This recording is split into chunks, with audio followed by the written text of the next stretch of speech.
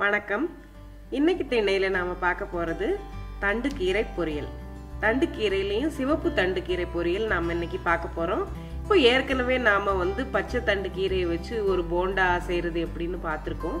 இப்போ இந்த சிவப்பு தண்டு கீரையை வச்சு ஒரு பொரியல் பண்றது எப்படின்னு பார்க்கலாம். இப்போ இந்த தண்டு கீரையில அந்த கீழே அடியில அந்த வேர்கள் இருக்கிற பகுதியை மட்டும் ஒடிச்சிட்டு நாம மீதியை அப்படியே வெட்ட போறோம். பொதுவா ஒரு பேச்சு வழக்குல ஒண்ணு சொல்லுவாங்க, கத்திரிக்காய்க்கு காம்பெல்லாம் நெய் அப்படிம்பாங்க.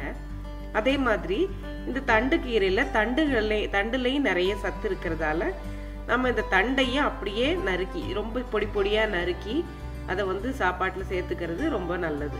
இப்போ இந்த தண்டு கீரையை இத மாதிரி பொடி பொடியா நறுக்கி பொரியலா பண்ணலாம். இல்ல இது கூடவே பருப்பு சேர்த்து இந்த மாதிரி பொடியா நறுக்கி அதுல பருப்பு சேர்த்து நம்ம கூட்டு மாதிரி பண்ணலாம். இல்ல சும்மா பெருசு பெருசா ஒடிச்சு போட்டுட்டு நாம கடைஞ்சு இத சாப்பிடலாம். இப்ப நம்ம நேரடியா கீரை பொரியல் எப்படி பண்றது அப்படிங்கிற செய்முறைக்கு போலாம். இப்போ இந்த கீரை பொரியல் பண்றதுக்கு இப்ப நம்ம கீரையை பொடியா நறுக்கி வச்சிருக்கோம். இதுல 3 டீஸ்பூன் தேங்காய் எண்ணெய் எடுத்திருக்கேன். அதுல 1 டீஸ்பூன் உளுந்தம்பருப்பு, 1/2 டீஸ்பூன் கடுகு, 1/2 டீஸ்பூன் ஜீரகம் சேர்த்திருக்கேன். 2 காஞ்ச மிளகாய் கிள்ளி போட்டிருக்கேன். கொஞ்சம் பெருங்காயமும் சேர்த்து தாளிச்சுக்கலாம். இதுல ஒரு 4-5 சின்ன வெங்காயத்தை பொடியா நறுக்கி அதை சேர்த்து வதக்கிக்கணும்.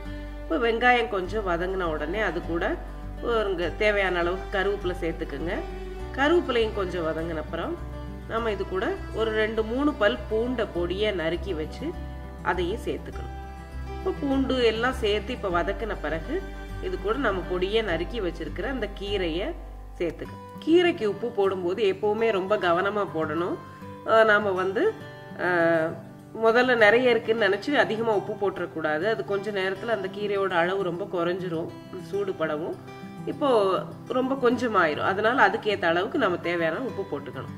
இப்போ உப்பு போட்டு ஒரு 3 நிமிஷம் மூடி வச்சு இந்த கீரையை வேக வைக்கணும். அது அந்த கீரையில இருக்கிற தண்ணீர்லயே அது வெந்துரும். நம்ம தண்ணீர் சேர்க்க வேண்டாம் இதுக்கு. இப்போ வெந்துட்டு இருக்க கீரையில இருந்து ஒரு சின்ன தண்டு எடுத்து நீங்க அதை அமுத்தி பாத்தீங்கன்னா அது வெந்துருச்சா அப்படிங்கிறது தெரியும். வேகலைன்னா கூட 1 நிமிஷம் வேக வச்சுக்கோங்க. இப்போ அது கூட 1/4 கப் அளவுக்கு தேங்காய் துருவல் கொஞ்சம் கூட போட்டா நல்லா இருக்கும். இப்ப தேங்காய் துருவலையும் போட்டு 1 நிமிஷம் நல்லா பெரட்டி விட்டுட்டு சிறுதீயில வச்சுட்டு அதுக்கப்புறம் நம்ம அடுப்பை ஆஃப் பண்ணிடலாம். இப்ப அருமையான சிவப்பு தண்டு கீரை பொரியல் ரெடி ஆயிருச்சு. இது சாதத்தோட தான் சாப்பிடணும் அப்படின்னு இல்லை, இதையே ஒரு சாப்பாடாவோ இல்ல ஒரு ஸ்நாக் மாதிரியோ சாப்பிடலாம். இது ரொம்ப நல்லா இருக்கும். அதாவது பொதுவா டயட்ல இருக்கிறவங்க எல்லாம் அரிசி சாப்பாட்டெல்லாம் தவிர்க்கிறாங்க இல்லையா, அந்த மாதிரி டயட் பண்றவங்க எல்லாம் இதுல சாப்பிடலாம் தாராளமா. இது உடம்புக்கு ரொம்ப ரொம்ப நல்லது. நேரடியா நமக்கு நிறைய சத்து பொருட்கள் இதுல இருந்து கிடைக்கும். இந்த செய்முறை உங்களுக்கு பிடிச்சிருந்ததுன்னா இதை லைக் பண்ணுங்க, ஃப்ரெண்ட்ஸோட ஷேர் பண்ணிக்கோங்க. இன்னொரு நல்ல ரெசிபியோட அடுத்து சந்திப்போம். நன்றி.